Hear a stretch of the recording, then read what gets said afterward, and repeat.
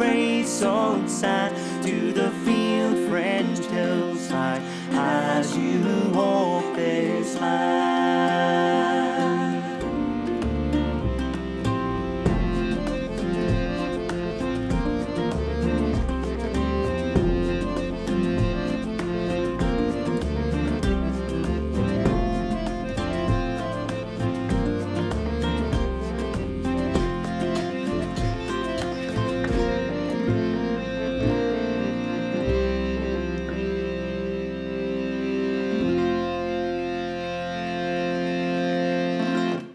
Hello, hello. Welcome. Yes, welcome to episode 2 of Ninebarrow Wandering Minstrels, coming to you direct from Studio 2 at Ninebarrow HQ. Wonderful space that this is. Very busy place. It's the dining room. It's the library. The drawing room. The picture framing area, the access to the garden. Yes.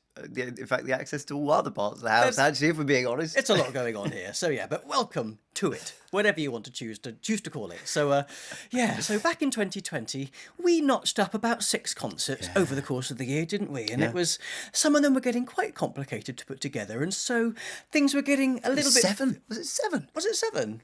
I think it might have been 7. Whatever it was, they were getting few and far between, and we wanted some other ways, other reasons to get together with our amazing online community. Yes. That's you guys. We wanted some reasons to get together, and so we hatched a plan to bring something else. Makes it sound reptilian. I was going more avian or ornithological, really. Okay, in my mind it was lizards, but okay, all right. I was thinking birds. Let's gloss over this one anyway. I like lizards. Should have rehearsed this. Probably. Anyway, what were we talking about?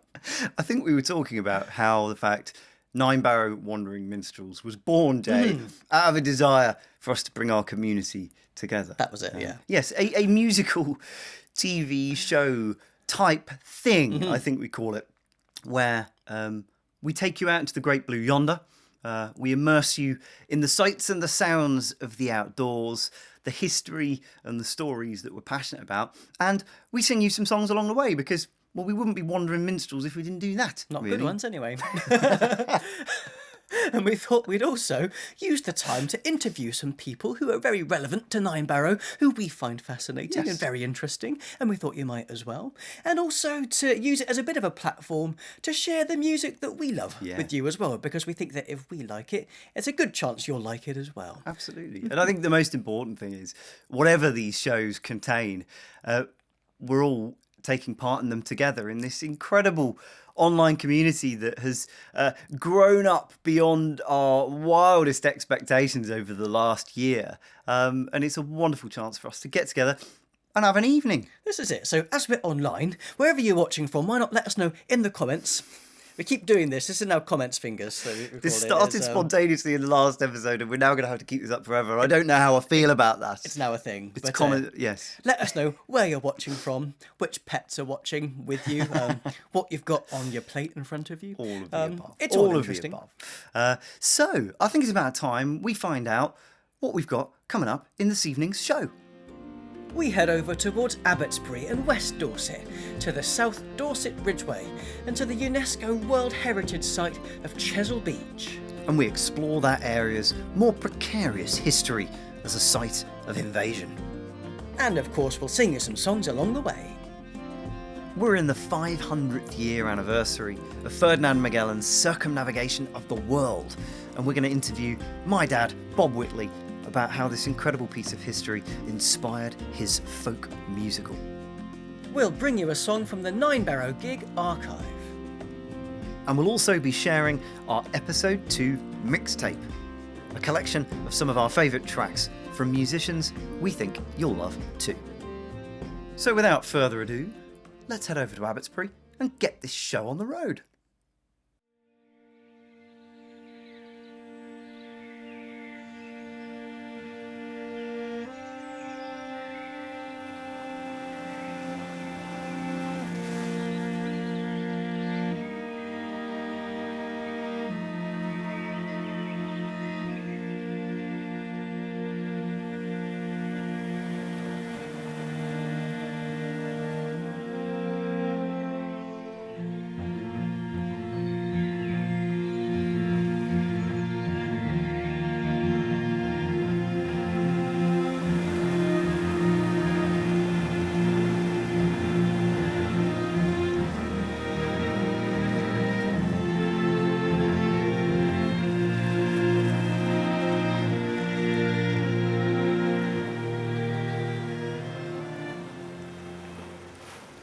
Hello there!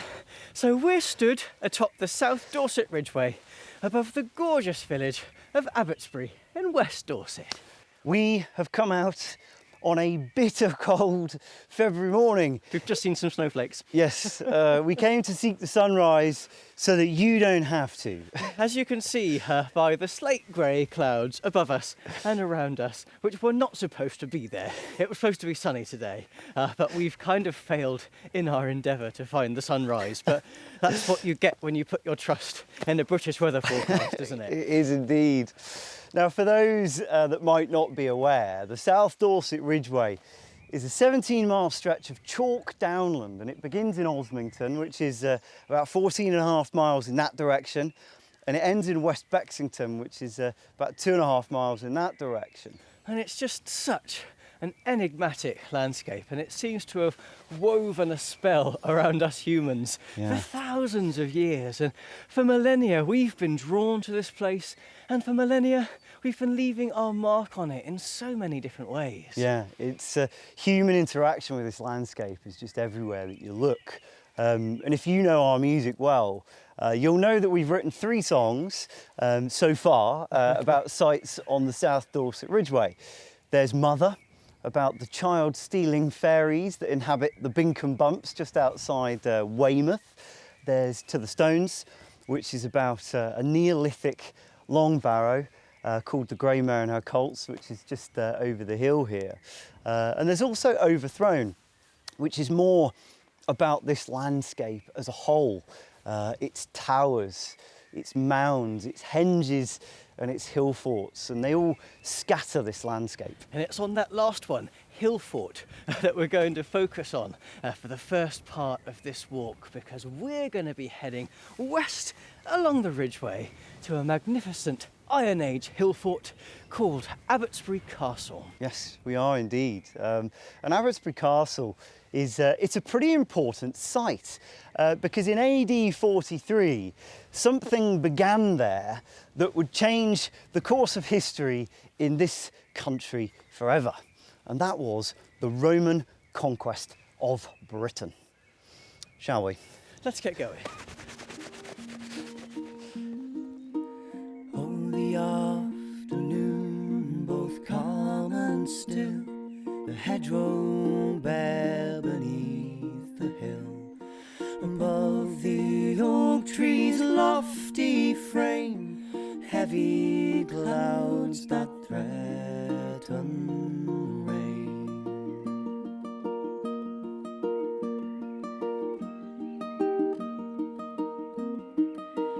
But below that lonely darksome gloom, the early daffodils in bloom, from the holly bush above the throng, he greets them with his vernal song.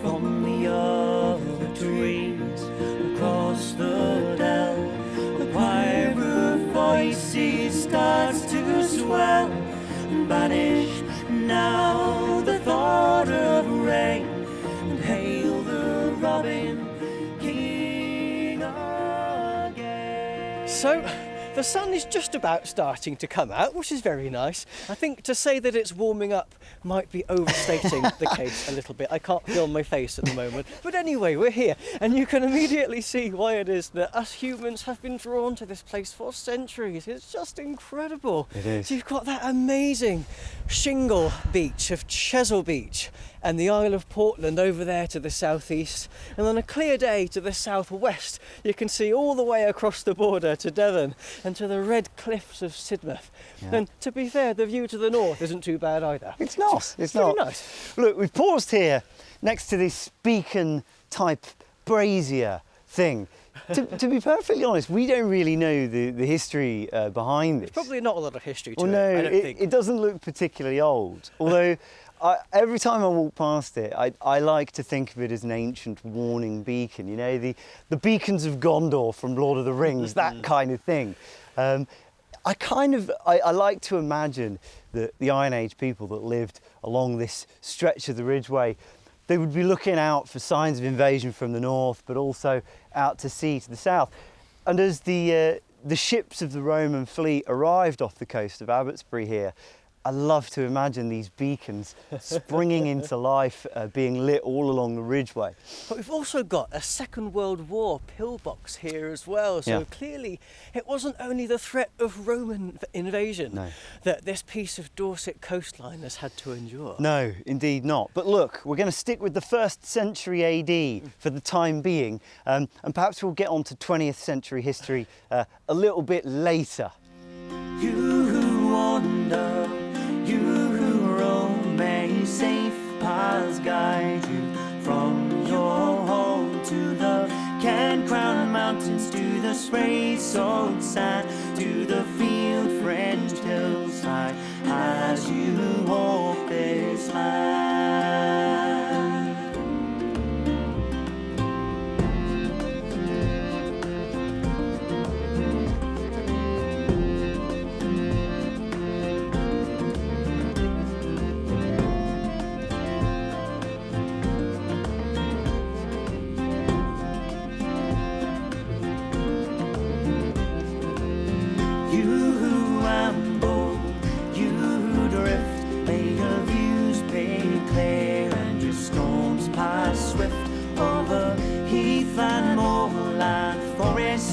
Track, climbing stile and hedgerow, fair wind at your back.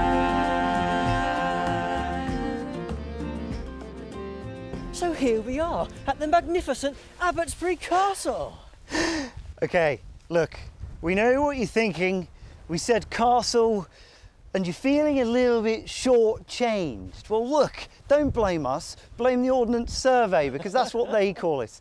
It's also known as Aberrantbury Hill Fort, which does perhaps set expectations maybe just a little more clearly. A little bit, yeah. So in pre-Roman times, this hill fort was built by a Celtic tribe known as the Durotriges, and it was really the first line of defence against the Roman invasion in AD 43. Yeah, it was, and Julius Caesar had already made 2 attempts to invade Britain in 55 and 54 BC, but he never achieved anything that could really be defined as a conquest, and it would actually take almost another 100 years before the Romans could make it stick under the rule of Emperor Claudius. And we'd love to be able to tell you something extremely exciting, something along the lines of the Durotriges put up an immense fight, almost beating the Romans back to their ships in the sea, and almost preventing the Roman conquest of Britain from ever taking place in the first place. Yeah, we'd love to be able to tell you something exciting like that, but unfortunately what actually happened was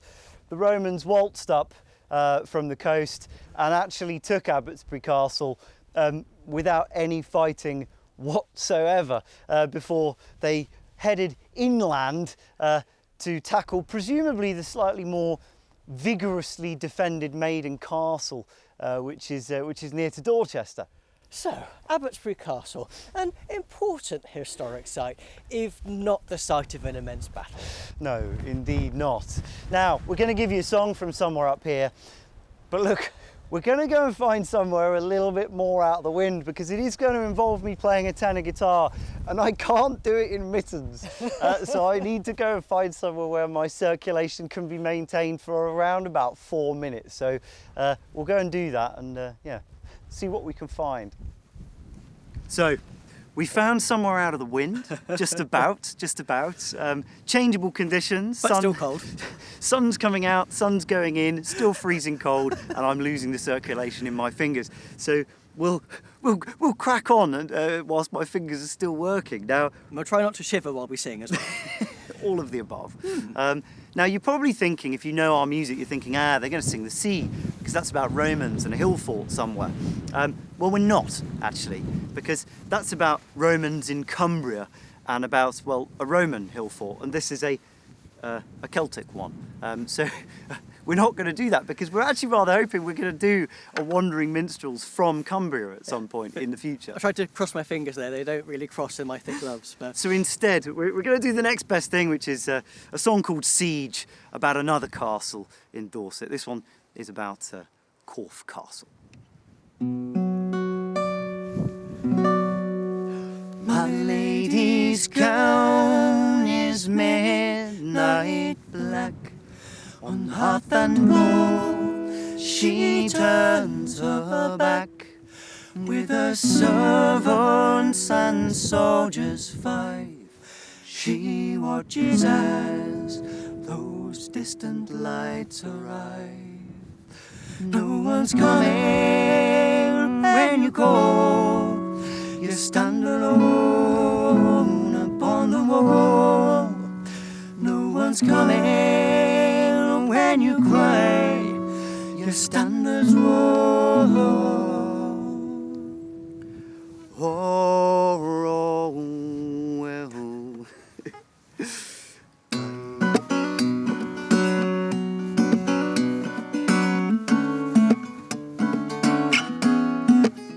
Those coaches wind across the hill and stop before the gate beneath.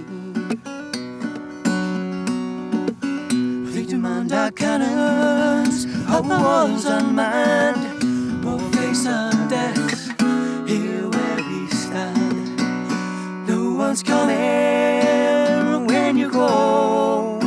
You stand alone upon the wall. No one's coming when you cry.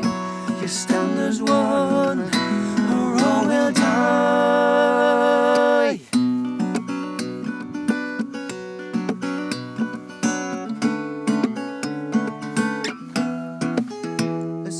As time begins to fall, she stands beside us on the wall. She commands us fly higher upon the foe. They'll scatter from the gate below. So we'll run the powder, charge and bowl. We'll throw hot embers from the wall. Place a slow match in the quill. Fire and blow them all to hell. Run the powder, charge and bowl. And throw hot embers from the wall. Place the slow match in the quill. Get fire and blow them all to hell. Run the powder, charge and bowl. And throw hot embers from the wall. Place the slow match in the quill. Get fire and blow them all to hell. Run the powder, charge and bowl. And throw hot embers from the wall. Place the slow match in the quill. Get fire and blow them all to hell. No one's coming when you go. You stand alone upon the wall. No one's coming when you cry. You stand as one, or all will die. No one's coming when you go. You stand alone upon the wall. No one's coming when you cry. You stand as one, or all will die. Oh, well, there you go. My fingers are still moving and everything. I think we made it. I think we made it. So look, we're going to head about a mile in that direction. We're going to head off the Ridgeway and down towards Chesil Beach. While we're doing that, yeah. we're going to hand you back over to the other John and Jay in Studio 2 to segue into the rest of the show. Segue into the rest of the show, indeed. Off we go. Wow, I feel a lot colder just looking at those poor guys in that little bit of the video. My nose and my fingertips have only just recovered. I was in quite a bad way for a couple of days after that. It wasn't pretty. It wasn't, and I complained a lot. The lengths we go to entertain you, ladies. Are you not entertained? I hope you are entertained.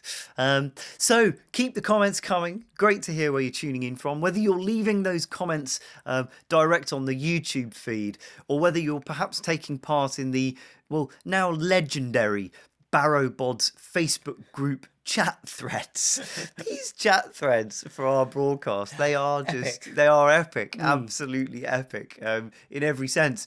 Sometimes stretching to thousands of comments, which we read every single one of them. We promise you. Sometimes takes all day, but we do read every single one of them. If you're not a member of the Barrow Facebook group, it's a group anyone can join. You can just search for it in Facebook, and it will pop up, and your membership will be approved very swiftly.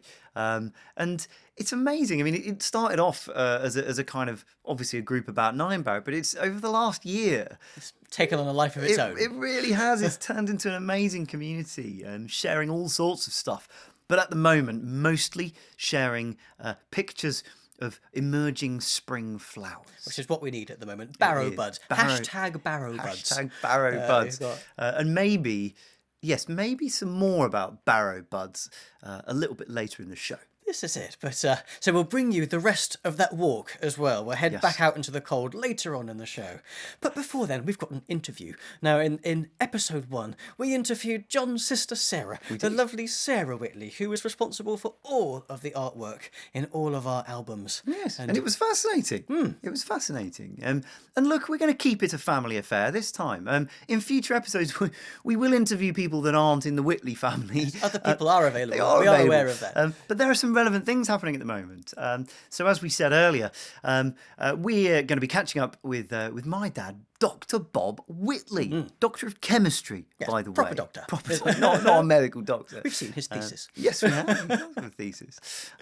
So Dad has spent the last 20 years undertaking the endeavour of bringing to life the story of Ferdinand Magellan's circumnavigation of the world, bringing it to life through the medium of folk music. And if you're not familiar with this piece of world history, by way of a very, very quick history lesson, Ferdinand Magellan sets off with 5 ships and 270 sailors in 1519, August 1519, and they sail to prove that the Earth is round. That was a theory at the time. I think when they left, they were really worried they might actually fall off the end of the world. Yes. So, and it is a voyage beset by all sorts of difficulties, and indeed, Magellan never sees it completed because he dies at sea.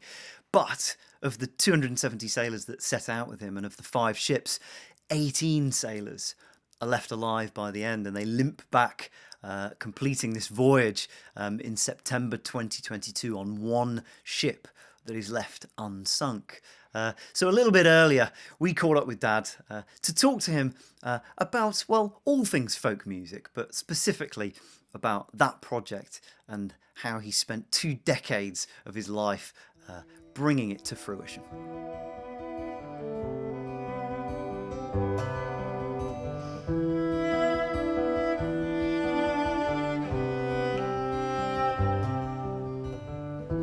One moment fighting stormy seas, the next week quelling mutinies. So many days and nights in dread, our lives just hanging by a thread. But still we live in hope that one day we will be united. Still we live in hope that one day we will be united.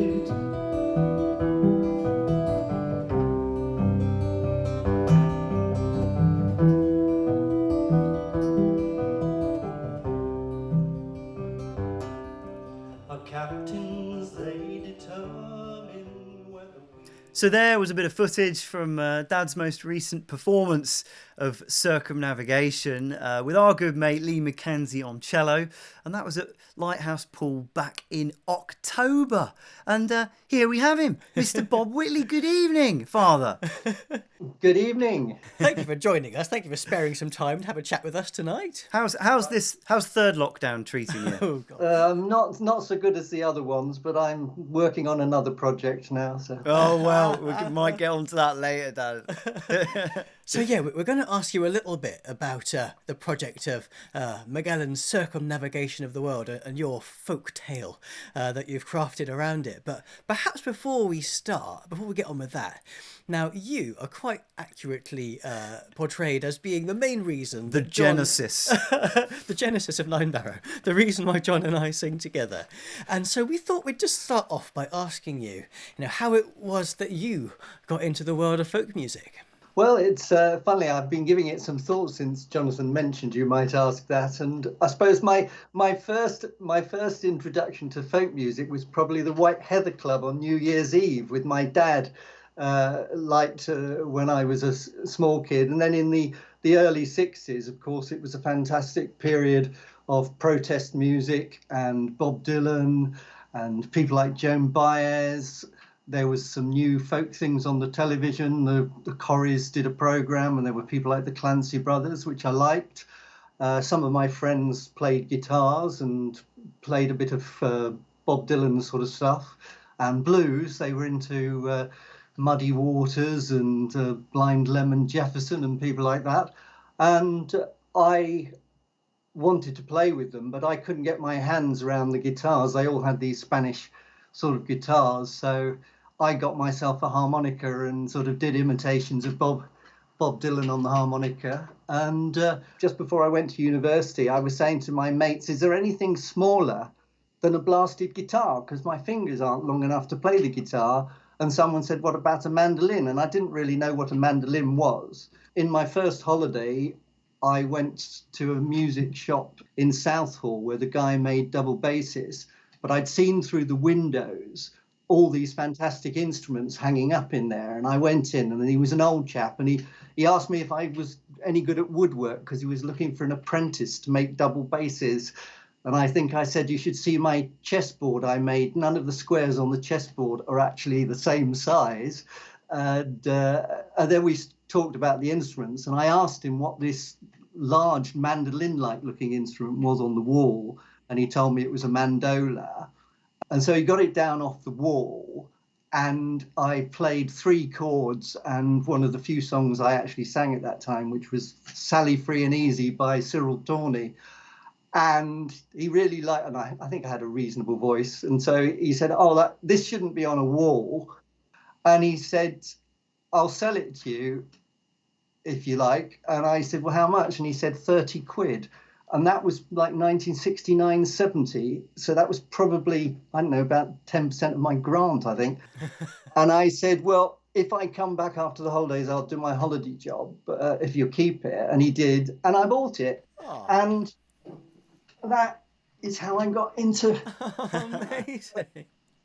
folk music with a mandola. Awesome. And I think I now have 6 mandolas. But this is a Ceccherini 1880 mandola. But look, we're here to talk about Ferdinand Magellan.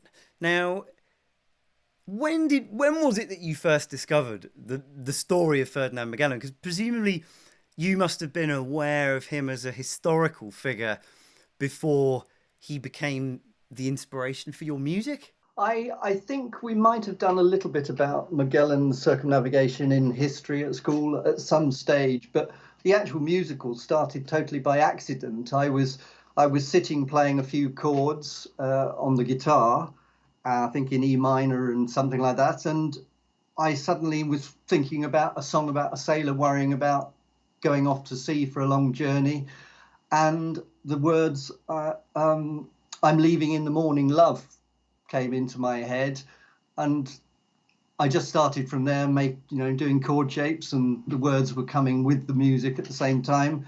And then the line came into my head, we sail to prove the earth is round, it matters little to you when you're drowned, who's ever heard of water upside down?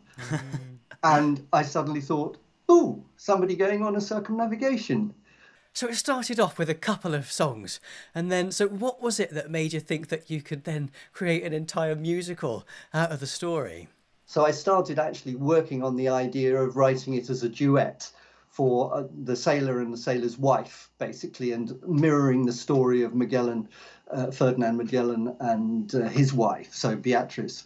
And so I started thinking about it, and I got some books from the library and started reading up on the story, and then working on ideas at different parts of the story. Yeah. So look, so I mean, the voyage, if I'm right, correct me if I'm wrong here, begins in August 1519 and ends in September 1522. So we are slap bang in the middle of the 500th year anniversary at the moment. So what were your plans for the anniversary, and how has the pandemic affected them? Have you still managed to get performances in at all? Well, I suppose in writing it, I was hoping I'd finish it in time for the 500th anniversary, being a very slow writer. And the last song I finished in 2012, which filled in a gap, that was Still We Live in Hope.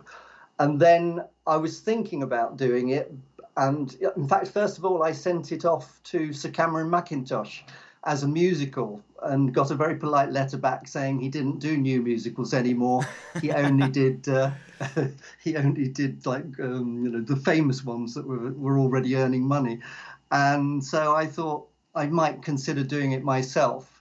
And funnily enough, I thought about that for quite a few years without getting off my backside and doing it. And then I was at your wedding, which must have been 2017, was it? That's the one. That's the one. 2017. And I think we were both a bit drunk. I got talking to Lee and saying I was thinking about these projects. And much to my surprise, he said he'd really love to do it. And I think we put on our first performance with your help in, must have been autumn 2018. So we started a bit early with some practice concerts. And then we were just getting into the swing of the 500th anniversary. I think we've done eight or so concerts.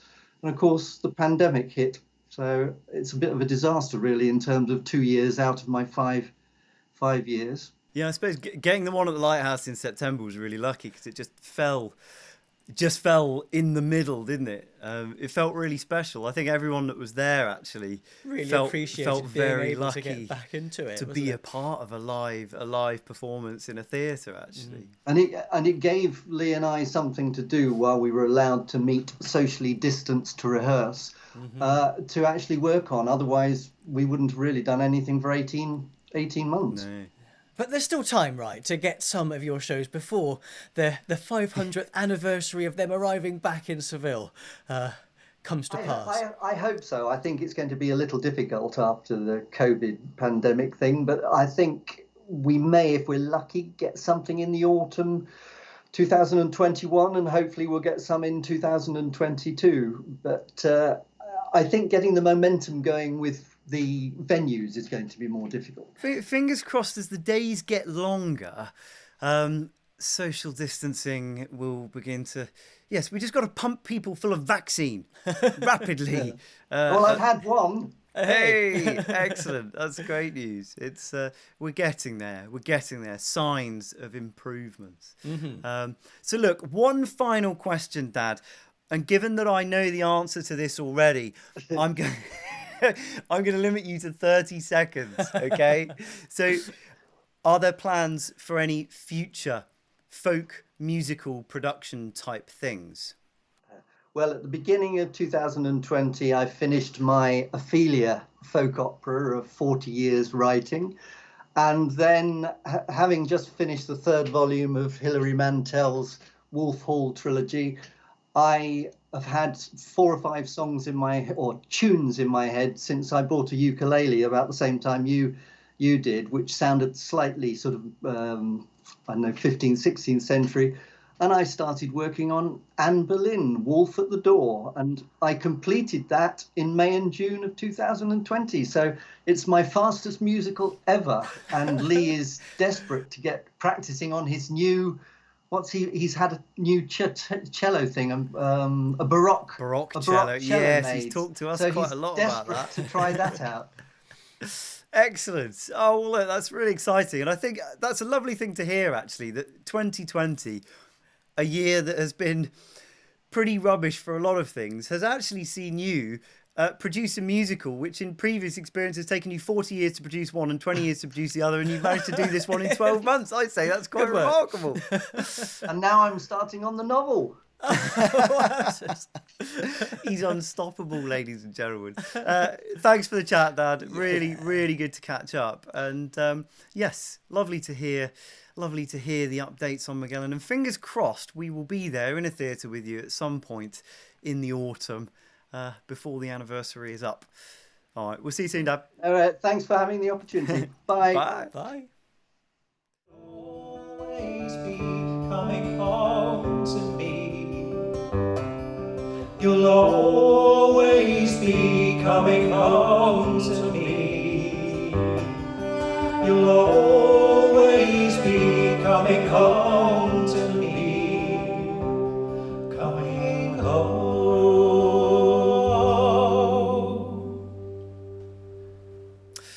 And here's hoping Dad gets to put on some more shows before the end of the anniversary in September 2022. Hear, hear. Right, so I do believe it's time to don some gloves and to have a rummage through the Ninebarrow concert archive. I'm not sure how I feel about this thing. This was bad enough. This is even worse. Okay, I'm going to sit on my hands for the rest of the show, Stop I it. think. Just stop it. I'll have you. The I'll have you. concert archive is sparkling clean. It's There is- sparkling clean and COVID secure, everybody. There's no need for gloves or anything.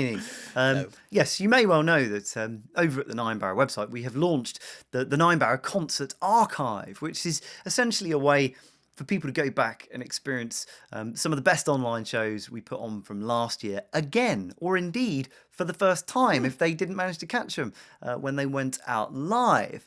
And the great thing is, not only can you experience them again, you can also keep them forever using the concert archive. And not only can you keep them forever, you can also experience them in much higher quality than the original broadcasts were put out in. So you can see all of our wrinkles in ultra high definition, everybody. How about that? Right, so we'll wind the clock back to August, to when we took all of our very, very complicated gear up to a field in North Dorset and broadcast a show to you live. And as if that wasn't complicated enough, we interspersed some wonderful footage of Dorset looking at its very best to sort of illustrate the show as well. Yeah, a multimedia concert is what we called it.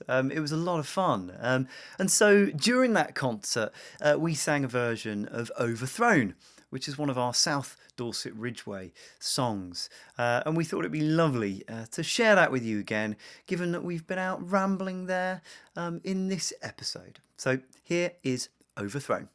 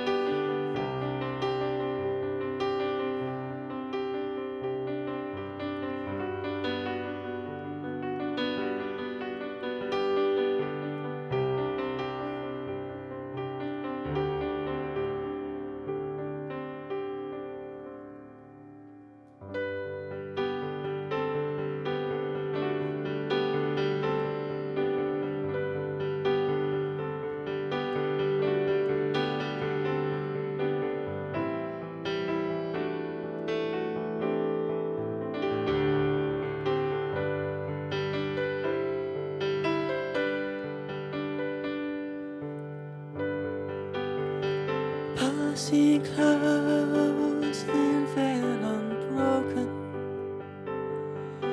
drifting on the ocean beneath the standing stones.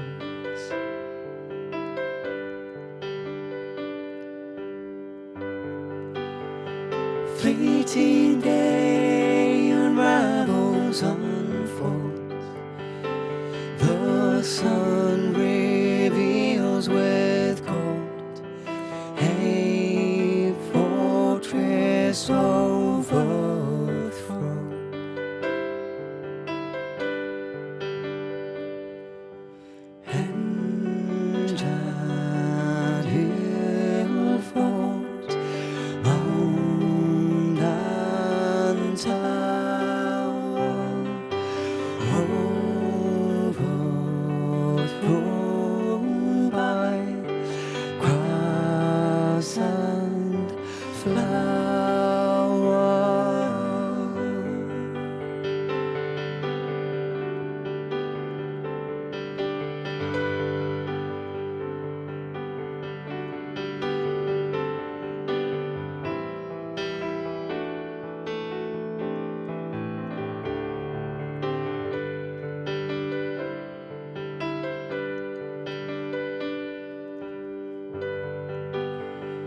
shadow shift through chalk stream and vale. Orchids trim the ancient trail to crawling spire.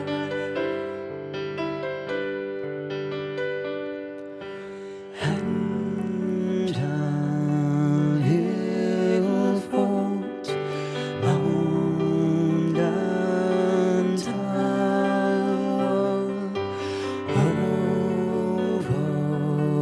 overthrown by grass and flower.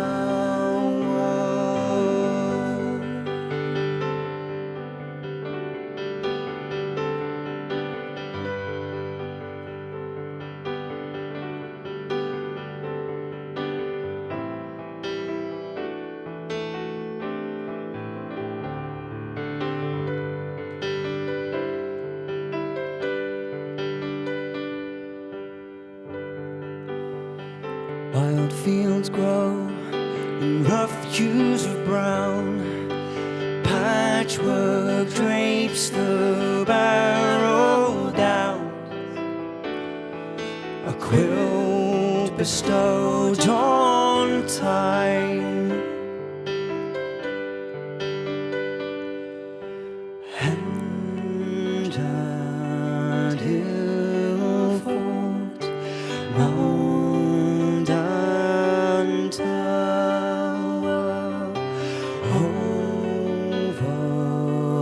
overthrown by grass and flower. And hill fort, mound and tower, overthrown by grass and flowers gold. A fortress overthrown.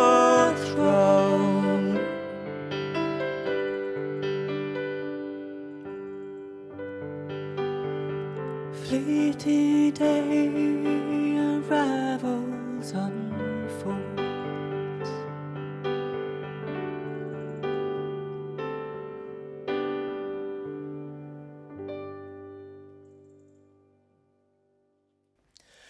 Oh, happy memories of longer days. They're on the way, ladies and gents, getting longer all the time. Ah, look, two bits of good news. As you might imagine, that concert is in the gig archive. So if you missed it the first time around, or you want to watch it again, it's there for you to do so, and you can indeed keep it forever. But even better news than that, if there could be better news than that, we're going to be doing it all again this summer. We felt that at the end of the multimedia concert last time, we felt there was a real possibility the online world might still be a feature of our lives a year later. Some natural pessimists in us. Yeah, but- natural pessimists. So we're going to be doing it again this summer. But the great news is it's going to be a different selection of songs, different selection of footage. And we started filming in the autumn, actually. This has been, it's really going to be a 12-month project. So we filmed through the autumn. We've had some lovely filming opportunities with the snow we've had recently. It's going to be great. It's going to be great. So lots more on that in the future. But now it's time to put the thermals back on and head over out west, back to Abbottsbury, to find what John and Jay are up to.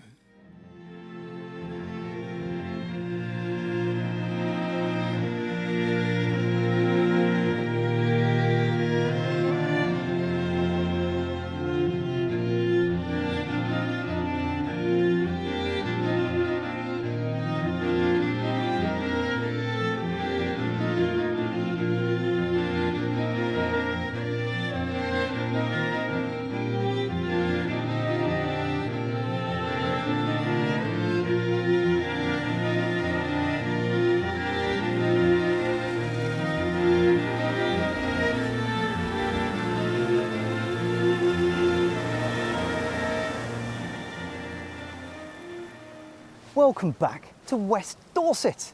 We've now cut off the Ridgeway. We're about a kilometre from where it ends in West Bexington, and we've now arrived at the world famous Chesil Beach. This incredible beach is one of just 3 major shingle structures in Britain, and it stretches a mammoth 18 miles from West Bay in the west of us to Portland to the east. Yeah, in places it's up to 660 feet wide, 50 feet high, and there's a tidal lagoon over there known as the Fleet, and together they've been designated a UNESCO World Heritage Site. Now, in the first half of the show, we touched on the fact that this area's got a pretty big history with regards to the Roman invasion in AD 43, but scattered throughout this landscape are some far more recent bits of history, suggesting that perhaps it wasn't only the Romans who saw this particular stretch of the Dorset coastline as a prime spot for invasion. No, because during the Second World War, the Dorset coast was seen as a very likely target of a possible Nazi invasion. And when Churchill said, "We will fight them on the beaches," well, it was beaches like this that he was talking about. The abundance of pillboxes along this stretch of coastline are a pretty constant reminder of this more recent period in our island's history. Now, Chesil Beach was a key site for training machine gunners during the war as well, but perhaps its biggest claim to fame doesn't lie in machine guns, or pillboxes for that matter, but it was in fact on the waters of the Fleet, just east of here, where Barnes Wallis tested his famous bouncing bombs, which would go on to be used on the raids in the Ruhr dams in 1943. Yeah, so we're going to head east towards the end of our walk, actually. We'll share a bit of footage along the way before we give you another live performance from somewhere a little closer to Abbottsbury. You scramble, you stroll, let the outdoors in to feed your soul with a glint of winter and the promise of spring. Bright swallows in summer and the auburn autumn rain.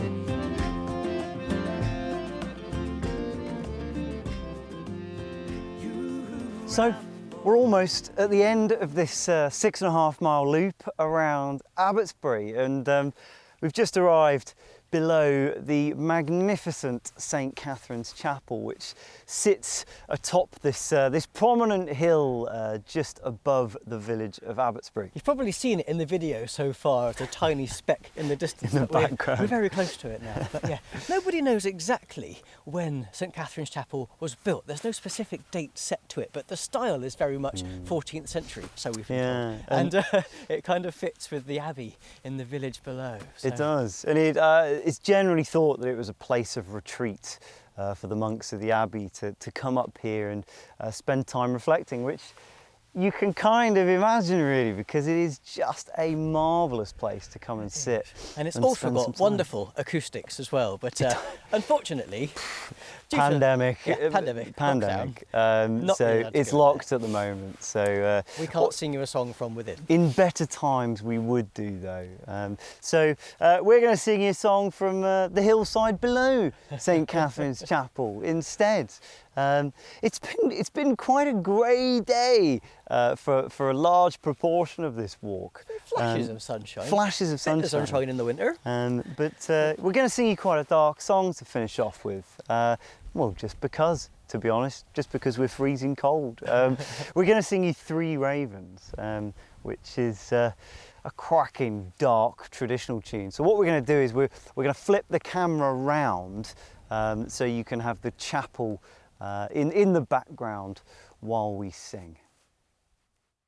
There were 3 ravens on a tree, down, derry down. There were 3 ravens on a tree, hey ho.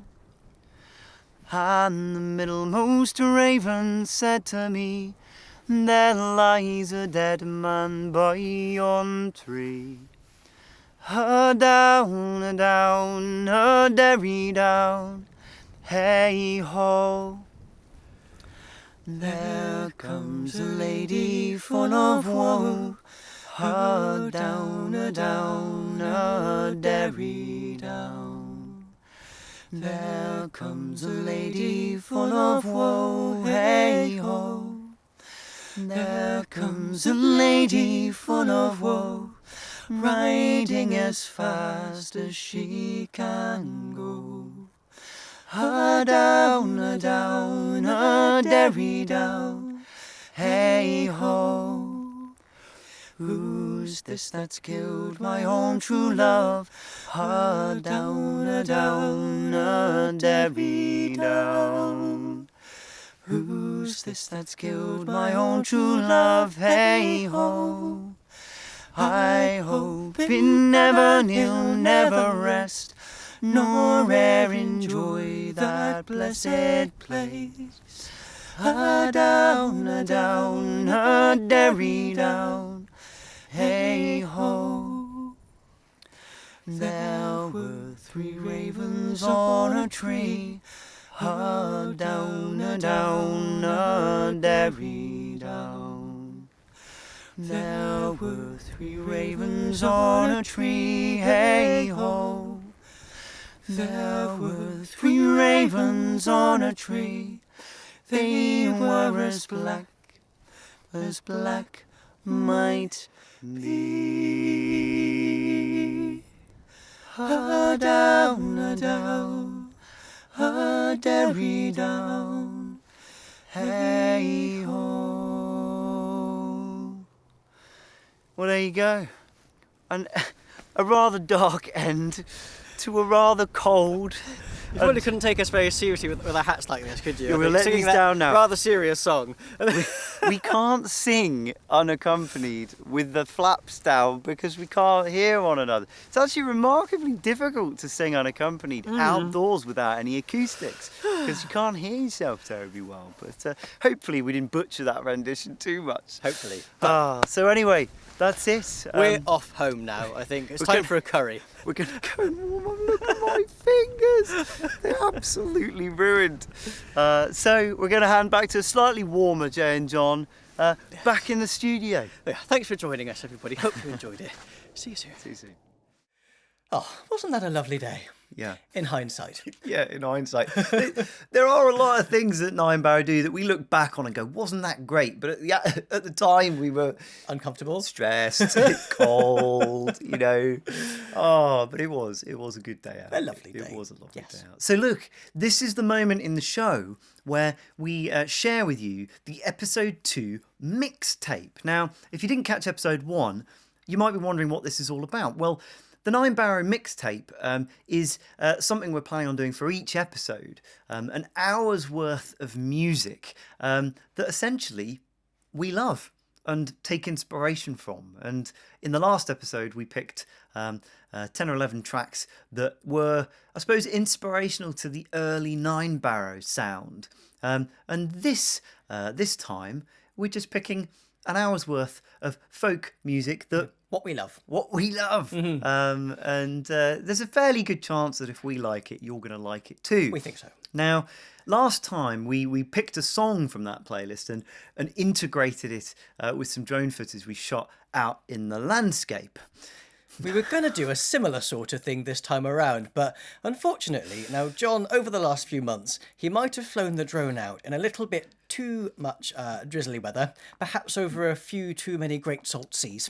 And it's not the salt sea that was the problem, it's the fact that the salt sea didn't remain underneath the drone. It got into the drone. And again, we hadn't really realised it until we took him out in the freezing cold. And when the rotors spin up and they get the engine a little bit hot, and it was really fogging up his little monocle, which is kind of the most important bit of the drone, really. Cold air and camera lenses filled with condensation possibly don't make for great viewing, ladies and gentlemen. No. But look, it's not a problem because we have something even better. Because our Barrow Bods Facebook group have stepped into the breach here. They were already sharing beautiful photographs of February on the group. And it just so happened that the song that we had chosen to share with you guys as part of this show is called February. It's just one of the most beautiful songs that we've ever heard. We absolutely love it. And it's by a lady called Dar Williams. And I think it's the epitome of bittersweet. It is. You'll hear it in a minute. It's just gorgeous. It's a splendid song. Yes. It's a splendid song. So we'll tell you a bit more about how you can access this song and all the others afterwards. But for now, let's have a look at some of the Barrow Bods photos that have been sent in. And February by Dar Williams.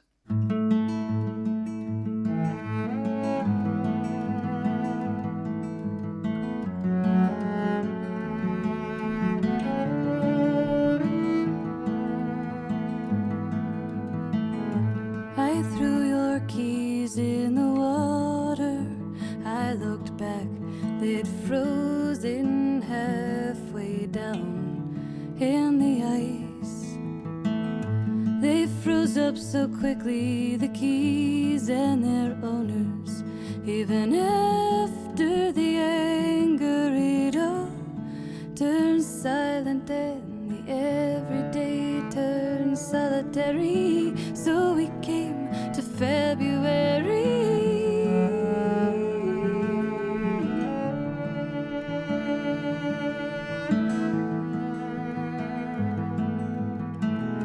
First we forgot where we'd planted those bulbs last year, and then we forgot that we'd planted it all. Then we forgot what plants are altogether, and I blamed you for my freezing and forgetting, and the nights were long and cold and scary. Can we live through February?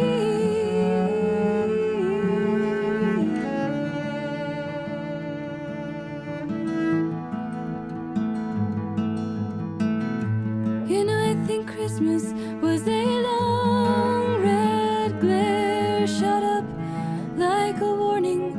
We gave presents without cards, and then the snow came. We were always out shoveling, and we dropped to sleep exhausted, and we wake up and it's snowy. And February was so long that it lasted into March and found us walking a path alone together. You stopped and pointed and you said, "That's a crocus." And I said, "What's a crocus?" And you said, "It's a flower." I tried to remember, but I said, "What's a flower?" You said, "I still love you."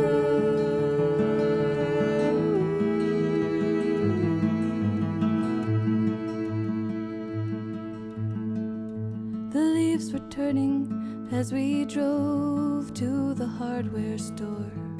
My new lover made me keys to the house. And when we got home, well, we just started chopping wood, 'cause you never know how next year will be. And we'll gather all our arms can carry. I have lost to February.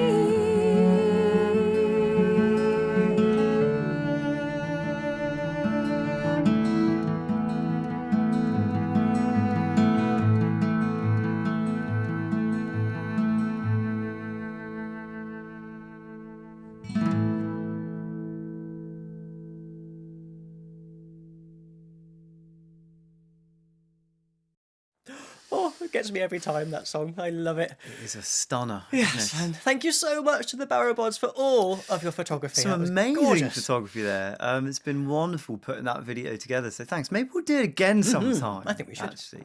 So how can you access the full mixtape? Well, it's very easy.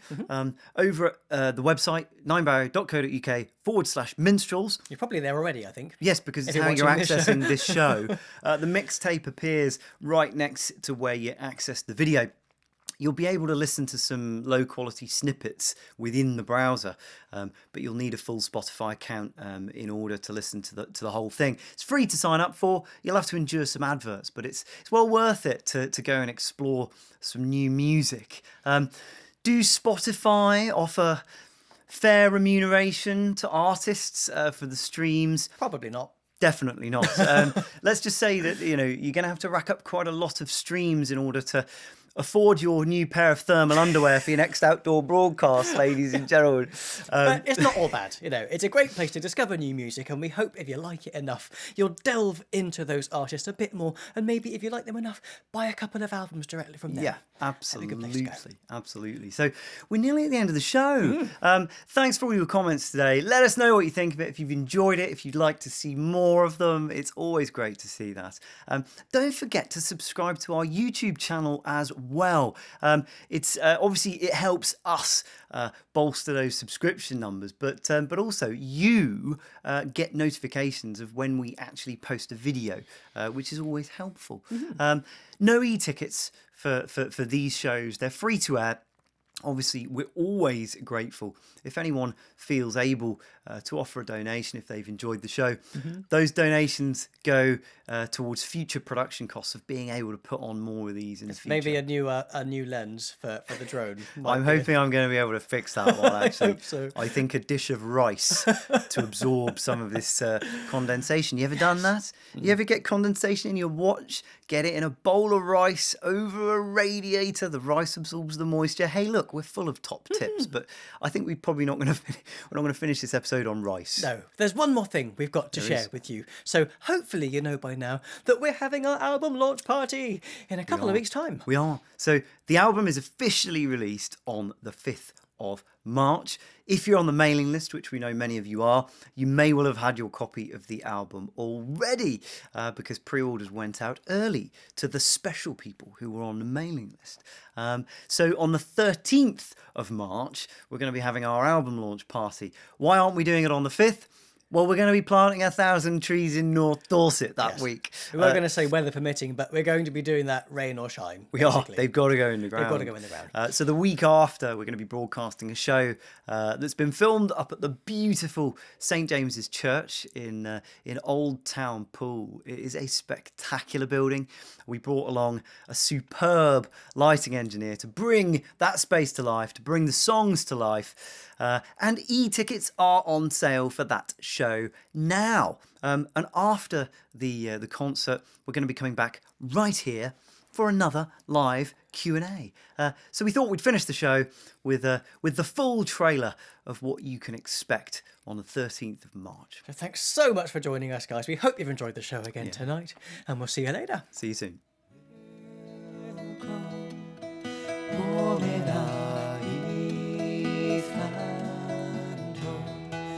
Snow in the air, mistletoe. A true galleon sailing in full sail, billowing free.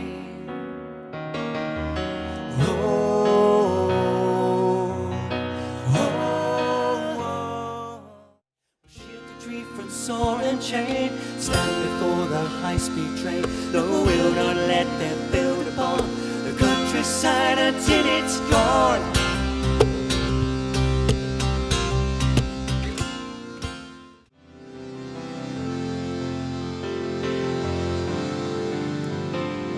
The old folks now do me trouble to tell of winters long since full. Cried it's a cold, hazy, windy night. Oh, let her in the mind. He cried, won't you open up and let her in? Oh,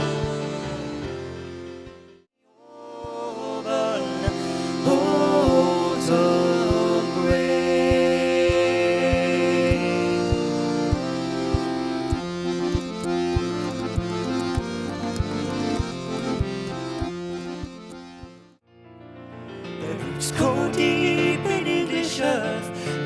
twist and braid our country's past.